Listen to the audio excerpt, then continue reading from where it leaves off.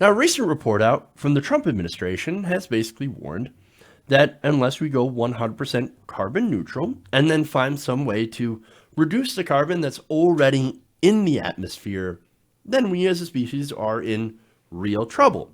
Now, despite that dire warning, Fox and Friends is going to continue with its absurd climate denial in the form of the following segment.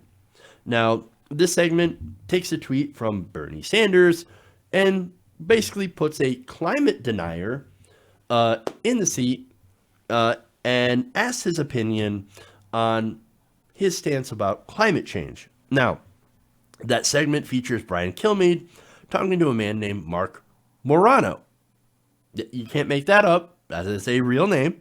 Now, he founded the conservative news website climatedepot.com. Now, you're not going to be surprised that that website is funded by fossil fuel interests and disputes the scientific consensus on fossil fuels contributing to climate change. So, again, you're not going to be surprised to his response to Bernie Sanders' tweet that I am going to show you right now. Let's take a look. Bernie Sanders says this. He's hardly a Gen Xer. He says we must look at climate change as if it were a devastating military attack against the United States and the entire planet, and we must respond accordingly. What does he plan on doing? This is silly. We're gonna treat now carbon dioxide, a trace essential gas, with humans inhale oxygen, we exhale CO2, as somehow akin to the Nazi Party and a World War II initiative, which is what they're claiming. They want a mobilization like World War II. Here's the bottom line: this has nothing to do with fighting an enemy. Oh, you're calling carbon Nazis? How dare you? Oh, you guys are so ridiculous. No. What he means by that tweet is that we need to treat this, since we're all about military interventionism, why don't we treat climate change as if it's a threat to the United States? Which, that's a position that the military itself, the Pentagon itself, holds. And they say that it is going to cost the United States billions of dollars. It's also going to cost us an economic activity and reducing our GDP, right? So that's what they're saying, right? Now, if all you care about is economics, okay, then that can make a good, convincing argument. I actually care more about economics. I actually care about the health and safety of people and the planet. But anyway, now, here's the thing. Is he right about fighting an enemy? No, he's not. But here's the thing. In order to fight an enemy, or in this case, in order to fight climate change, you would need resources, right? Now, instead of planes and guns and tanks, we need solar panels, some R&D, of course, more efficient energy storage systems like solar batteries, windmills, geothermal plants, maybe carbon capture and sequestration technology, an increase in that, something, right? At least in the interim, before we go to 100% renewable energy. You know what that means? You know what all that technology means? A transformation of our energy system. You know what that means? Jobs. It means jobs. But I guess Mark Morano is against jobs. Not a smart position, right? Especially when a Green New Deal, which will create millions of great, well-paying American jobs, is incredibly popular with the American public, even popular among Republicans. But now what's his position, right? Mark Morano's position is, let's ignore this problem as if it doesn't exist and allow oil and gas companies to continue to burn fossil fuels. He is seriously against doing anything. And I want you to check out his absurd reasoning for not wanting to do anything. Let's take a look. How do you feel about people like Senator Barrasso proposing incentives for people to capture carbon as opposed to penalties and punishment? Well, there's all kinds of proposals. Everyone's for energy efficiency, for a clean environment. Oddly, the more carbon-based fuels you can introduce in the developing world, Africa, South America, Asia, the cleaner the environment gets. You have less people burning dung in their huts. You have less people dumping sewage into the rivers because you get infrastructure. So carbon-based fuels actually improve the environment. And beyond that, everyone wants efficiency, but you don't ban energy that works and mandate energy that's nowhere near ready for prime time, all this so-called renewable. And that's what they're going after here. Gotcha. I love this argument, right? So, and the reason I love it is because this is the one time a right-winger actually cares about people in the third world, people who are brown and black primarily. Look, oh yeah, I care about those people. I want them to have coal because it's better than burning dung in their huts. Okay, look, again, that's a bit, I don't know. I want to say disrespectful, but no, I don't even think that's the correct word for it, right? But it's ridiculous. So here's the thing, right?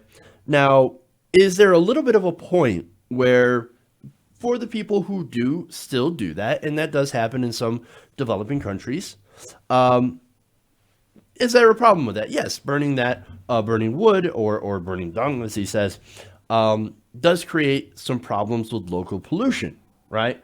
And so should we do something about that? Yeah. Is the correct way to solve that problem to give them coal, which is marginally better? No. No, the correct way to do that is to give them access to solar panels, solar technology. Solar technology, by the way, is in its prime time. Or how about wind energy, right? How about build some wind turbines? That's prime time. And guess what? It's actually cheaper than coal, right? And it's 100% clean and renewable energy. You solve two problems at once. You solve the particulate matter problem, which is caused by, again, burning wood or burning dung in these poorer areas, and also create innovation, right? Create jobs in those areas, and you do so without adding carbon emissions to the atmosphere. It's actually really good, right? And look, the idea that solar and wind power aren't ready to be used, they're not in the prime time. That's kind of absurd because right now they are valid forms of energy. And while, of course, there could always be more efficient, and we could always come up with better iterations of that technology, solar power has actually gotten incredibly efficient over the last decade, and so much so that these alternative energies that he's talking about, again, if he was saying this 10 years ago, then he would be right, that they're not ready for prime time, that they're not ready in the mainstream. But so far, a lot of European countries that are seeking to phase out fossil fuels are looking to replace that, a lot of that with solar and wind energy and other alternative forms, because there happens to be a larger mix of different forms of alternative energy that is renewable within the next decade. So I'm just saying, right? The facts are not with him. He's using outdated information, outdated facts, right? Now, as for the argument that, carbon is naturally occurring, so what's the problem? I mean, we breathe in oxygen, we exhale carbon dioxide, what's the problem? It's a naturally occurring gas. Yes, it is a naturally occurring gas. The problem is, with carbon, we're adding so much to the atmosphere so quickly that we are making it difficult for living people to be able to adapt to those changes. That's the problem. Now, if this were happening over larger geologic scales of time, right? Millions or hundreds of thousands of years, well, then humans or another species would be able to adapt more quickly. Because again, this has happened in the past, right?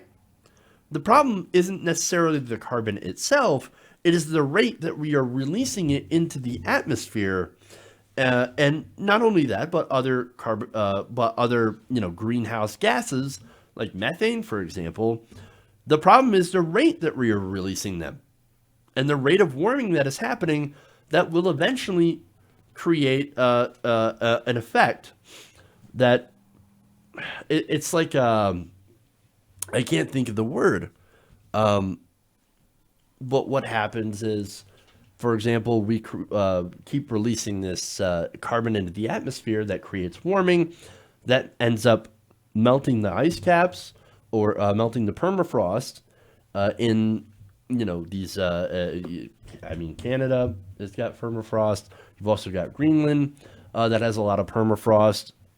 You have Antarctica, the ice sheets. They're sitting in a lot of carbon. You melt that, you release that carbon in the atmosphere, and it has an effect. So it just kind of adds to it. So that's very problematic, right?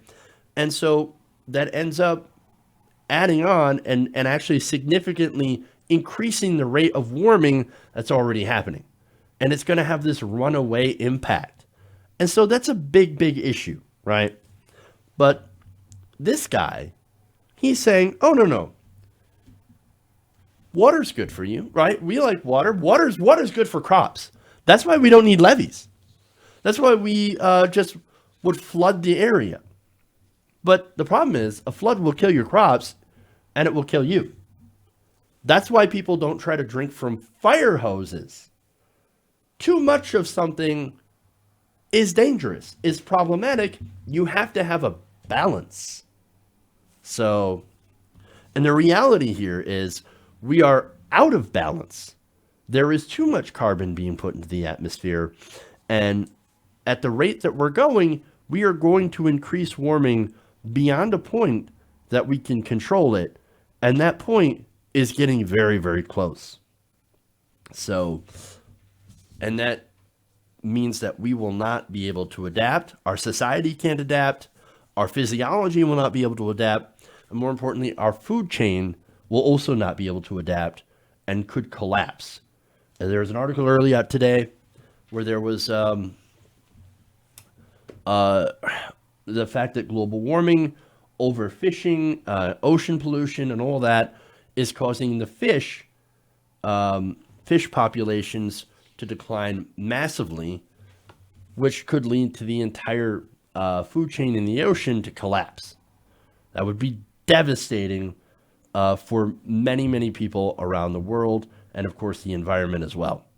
So that's a huge problem, and something that we need to do something about if our society, and not just our society, but if our species and the species around the world are going to have a chance at survival into the future. Hey guys, hopefully you enjoyed that free video. Now I'm going to have to ask you a favor. Between the demonetization and the YouTube algorithm messing around with view counts, etc., we're having a hard time adjusting to the new YouTube reality, which is where you guys come in. See, we have a Patreon, patreon.com/TYTNation, set up to help us rely on you guys, the viewers, instead of big corporate ads. Look, you know the show. You know I'm not in favor of big corporations anyway. So help us transition away from relying on the ad model to pay the bills and sign up to be a patron, patreon.com/TYTNation. That goes a long way to help us keep the lights on.